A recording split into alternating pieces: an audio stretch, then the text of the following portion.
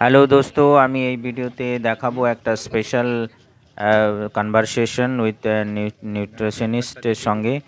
আর কীভাবে BSc nutrition পড়ে তার অ্যাজ এ নিউট্রিশনিস্ট হিসাবে কাজ করা যায়।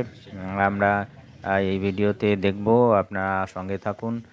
দেখুন, ক্যাম্পিংয়ের যে সমস্ত ডাক্তার বসে আছেন তার লাস্ট ক্যাম্পে নিউট্রিশনিস্টের সঙ্গে দেখা হলো। আমাদের এর পাশের কলোনিতে থেকেই উনি আর্মি হসপিটালে অ্যাপয়েন্ট আছেন অ্যাজ এ নিউট্রিশনিস্ট।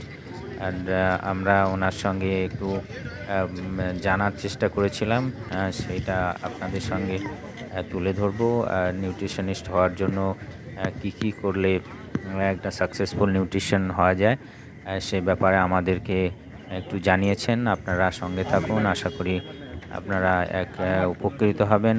আমরা তো অবশ্যই এর জন্যই, যারা বিএসসি নিউট্রিশন করছেন তাদের জন্য খুবই ইউজফুল। সো আমাদের সঙ্গে থাকুন। এই লাস্ট ক্যাম্পে কাউন্টারে উনি আছেন। এখানে দেখা যাক ওনার সঙ্গে কথা বলে।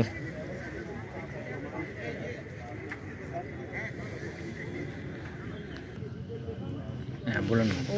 হাই, বলছি যে প্রথমে ওর বিএসসি কমপ্লিট হবে, তারপর হচ্ছে যে এমএসসি হবে। এমএসসির পর যে কোনো একটা সুপার স্পেশালিটি হসপিটাল থেকে কোনো সিনিয়র ডায়েটিশিয়ানের আন্ডারে বা যেগুলো আরডি ডায়েটিশিয়ানের আন্ডার থেকে ইন্টার্নশিপ করতে হবে 6 মান্থ। আচ্ছা, 6 মান্থ ইন্টার্নশিপ করার পর ও একজন ডায়েটিশিয়ান হিসেবে কোয়ালিফাইড। আচ্ছা, তো ডায়েটিশিয়ানের হিসেবে প্রাইভেট প্র্যাকটিস করতে পারে, কোনো হসপিটালে জয়েন করতে পারে, কোনো মানে যেগুলো ফুড কোম্পানি সেগুলোতে করতে পারে। তাছাড়া ও কোর্স নিউট্রিশনের কোনো কোর্স করতে পারে। কোর্স নিউট্রিশন হিসাবে যে সাই আছে বা এগুলোতে জয়েন করতে পারে। নেট কোয়ালিফাই করে পিএইচডির দিকে না, এখন ওরা বলছে কি উইদিন 6 মান্থে কোনো হসপিটালে অ্যাটাচ করবেন এরকম কিছু। ওটা ইন্টার্নশিপ করতে হবে। ইন্টার্নশিপ মানে ওই বিএসসি করতে করতেই বিএসসি করতে করতে একটা ইন্টার্ন করতে হয়। সেটা 6 মাসে না, সেটা 3 মাসের জন্য বা 1 মাসের জন্য হবে। সেটা পর ওর মাস জমা দিতে হবে। মানে একটা কি বলবো, যেমন আমাদের একটা প্রজেক্টের মতো। তারপরে ওকে প্রাইভেট ডায়েটিশিয়ান হতে গেলে বা ডায়েটিশিয়ান হওয়ার জন্য ওকে 6 মান্থ একটা জায়গা থেকে ফুল টাইম কাজ করতে হবে। আচ্ছা, আচ্ছা। তো তারপরে ও একটা ডায়েটিশিয়ান, সেটা তো গভর্নমেন্ট সেক্টর হতে হবে নাকি? না, প্রাইভেটও আছে, কলকাতার দিকে আছে প্রাইভেট, আমাদের দুর্গাপুরে মিশন আছে। আচ্ছা, এগুলো রেকগনাইজ কিছু আছে, তাই তো? রেকগনাইজ আছে। তো সেগুলো থেকে ইন্টার্ন করে ওকে নিজে প্রাইভেট প্র্যাকটিস করতে পারে বা কোথাও ওকে অ্যাপ্লাই করতে হবে হসপিটালে। আচ্ছা, আচ্ছা। আপনি কি আর্মিতে আছেন? আমি তো হেলথ ওয়ার্ডে এইচওডি ছিলাম। হ্যাঁ, আমি আর্মিতে আছি এখন, মিলিটারি হসপিটালে। বানাগাড়ি? হ্যাঁ, বানাগাড়ি এমএইচ। আপনার রেগুলার বসেন? আমার ওখানে 3 দিন ওপিডি হয়। 3 দিন ওপিডি। ইউনিফর্ম আপনি? না, ইউনিফর্ম না, মানে সিভিলিয়ান হিসেবে ওখানে এমপ্লয়েড? হ্যাঁ, কন্ট্রাক্ট বেসিস থাকে। হ্যাঁ, 5 ইয়ার্স একটা কন্ট্রাক্ট। আচ্ছা,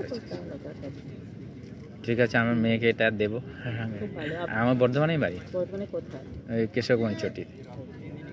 আপনি? আমার বর্ন অ্যান্ড বর্ডার বর্ধমান, বাজিপ্রতাপপুর।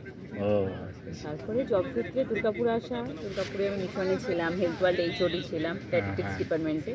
তারপরে এখানে সব কিছু ডায়েটিশিয়ান, অ্যাজ এ ডায়েটিশিয়ান তো ডায়েটিশিয়ান ছিলাম। তারপরে এখানে আমার হয়ে গেল 2 বছর, আমার 10 বছর হয়ে গেল এই ফিল্ডে। Thank you. কি নাম আপনার? Bratati Dutta. Thank you madam, thank you.